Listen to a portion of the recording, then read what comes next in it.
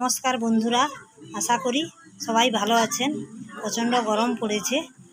জামাই ষষ্ঠী special Madhumati chicken.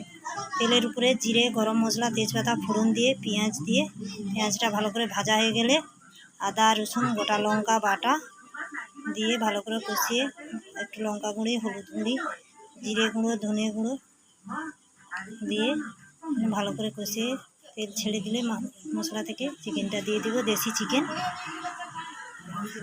ভালো করে চিকেনটাকে কষিয়ে টমাটো দিয়ে দিলাম। টমাটো দিয়ে ভালো করে নাড়তে নাড়তে একটু লবণ দিয়ে দিলাম। লবণ দিয়ে ভালো করে একটু আবার কষাবো। ভালো করে নেড়ে চেড়ে নিয়ে এরপরে দেবো আলুগুলো দিয়ে দেবো। আলুগুলো দিয়ে ভালো করে নাড়তে নাড়তে গরম মশলা, সানরাইজের গরম মশলা, গোলমরিচ গুঁড়ো দিয়ে ঢাকনা দিয়ে দিয়ে ভালো করে নাড়তে থাকবো। রান্না হয়ে গেলে কলা পাতা কেটে এনে, কলা পাতার খাবারই মজাই আলাদা।